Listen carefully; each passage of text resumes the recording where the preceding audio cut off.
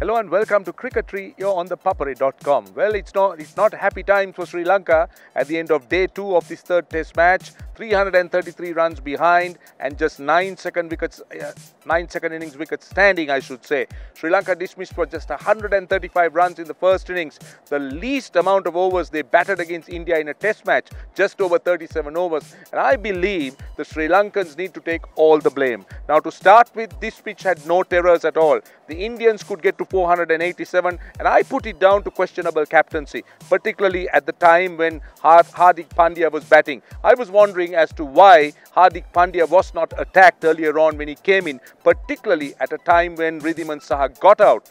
He was just allowed to settle in and he just enjoyed himself, and after that he just went after the Sri Lankan bowling, and the impact he created with his innings taking India to 487 appears to be rubbing off against the Sri Lankans.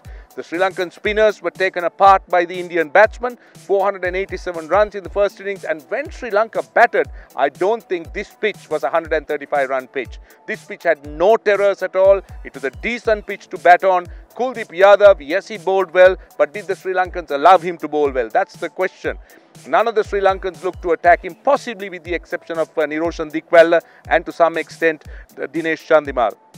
Well, the Sri Lankan batting once again disappointing. In the second innings, Opul Taranga gets dismissed. So it is a hard day and a hard task for Sri Lanka. 333 runs still behind, 9 wickets only, and they got 3 days standing. And as a Sri Lankan fan, as a Sri Lankan, I don't give them too much of a chance to come out of this test match. When the test match started, everyone expected Sri Lanka to come out with a good performance to try and salvage some lost prestige. But I'm afraid the way the Sri Lankan batting has looked in the first innings and the way they have crumbled, I don't see that happening at all in this test match. This is Roshan Abeysinghe reporting for Cricketry from Pallekelle.